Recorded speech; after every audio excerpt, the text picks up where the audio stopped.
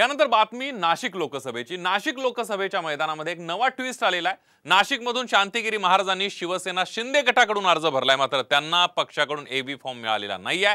3 मे पर्यंत AB form जमा करा असे आदेश नाशिक जिल्हाधिकाऱ्यांनी शांतिगिरी महाराजांना दिलेत।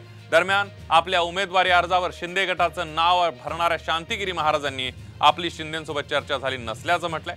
आपली फडणवीसांसोबत चर्चा झाल्याचं त्यांनी सांगितलंय। दरम्यान शांतिगिरी महाराजांच्या दाव्यानंतर नाशिकमध्ये एकच खळबळ उडाली आहे। त्याचा आढावा घेऊयात एका खास रिपोर्टमध्ये। नाशिकात शांतिगिरी महाराज शिंदेंचे उमेदवार।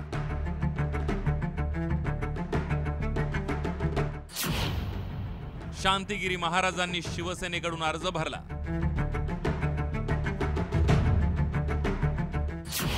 शांतिगिरी महाराजांच्या दाव्यामुळे शिंदे गटात खळबळ।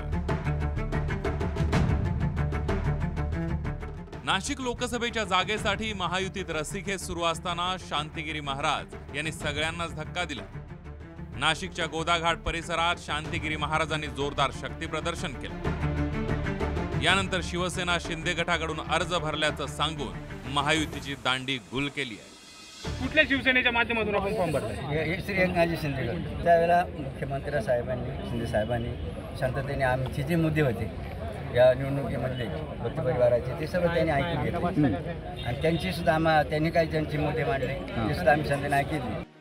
शांतिगिरी महाराजांनी अचानक शिंदे गटाकडून उमेदवारी दाखल केल्याची घोषणा केली। ही बातमी वाऱ्यासारखी पसरल्यामुळे शिंदे गटातही खळबळ उडाली। मात्र 2 दिवसांपूर्वी शांतिगिरी महाराजांची भेट घेणाऱ्या अजय बोरस्ते यांनी अफवा न पसरवण्याचा सल्ला महाराजांना दिला। तर शिंदेंनी महाराजांना फॉर्म भरायला सांगितलंच नसल्याचं स्पष्टीकरण दीपक केसरकरांनी दिलं। हे मला आपल्या माध्यमातूनच कळालं। मान्य महाराजांनी आपण म्हणतात ही गोष्ट ही अनाकलनीय आहे, कारण शिवसेनेत अधिकृत उमेदवारी जाहीर करणं हा संपूर्ण अधिकार शिवसेनेचे मुख्य नेते आदरणीय एकनाथ शिंदे साहेबांचा आहे। या संदर्भातली तिथे एक सुकाणू समिती आहे, ते सर्व निर्णय घेत असते आणि अशा पद्धतीचा कुठलाही संकेत आजपर्यंत नाशिक शिवसेनेला मिळालेला नाहीत। हे बघा, असं असतं की बोलता बोलता कोणी म्हटलं की मला फॉर्म भरायचा आहे तर तुम्ही त्यांना नको म्हणून थोडंच सांगणार आहे, त्यांचा अपमान होईल ना तो। त्याच्यामुळे संमती म्हणजे फॉर्म भरायला सांगितला म्हणजे मुक म्हणजे संमती असं होत नाही, आपण हे लक्षात घेतलं पाहिजे। त्याच्यामुळे ते काय बोलले हे मला माहिती नाही। या गोंधळानंतर छगन भुजबळ यांनी शिंदे, फडणवीस, अजित पवार जागेचा निर्णय घेतील असं स्पष्ट केलं। तर मुख्यमंत्री एकनाथ शिंदे यांनी नाशिकच्या जागेवर बोलणंच टाळलेलं।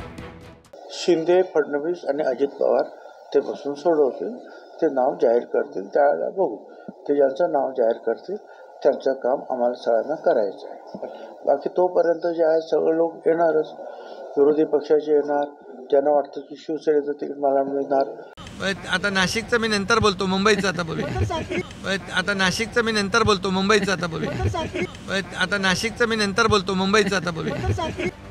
अयोध्येमध्ये योगी खासदार, त्याच धर्तीवर नाशिकच्या देवभूमीतही साधू महंतांना खासदारकी मिळावी अशी शांतिगिरी महाराजांची भूमिका आहे। कोण आहेत शांतिगिरी महाराज त्यावर एक नजर टाकूया। शांतिगिरी महाराज हे जनार्दन स्वामींचे उत्तराधिकारी आहेत। 2004 ला इलाहाबाद मधील कुंभमेळ्यात महामंडलेश्वर पदवी मिळाली आहे। 2009 मध्ये संभाजीनगर मधून लोकसभा निवडणूक लढली होती। या निवडणुकीत 1,42,000 मतं मिळवून 3ऱ्या क्रमांकावर होते। शांतिगिरी महाराजांचं व्यसनमुक्ती, शेती आणि शिक्षण क्षेत्रात मोठं योगदान आहे।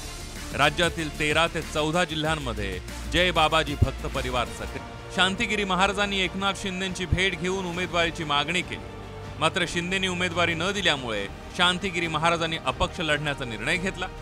नाशिकच्या जागेवरून महायुतीत सुरू असलेली धुसफूस शांतिगिरी महाराजांनी हेरली।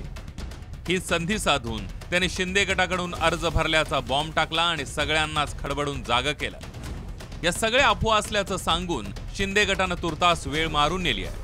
मात्र महायुतीने जागेचा तिढा लवकरच सोडवला नाही तर दोघांच्या भांडणात 3ऱ्याचाच फायदा होणार हे मात्र नक्की। ब्युरो रिपोर्ट, साम टीव्ही न्यूज, नाशिक।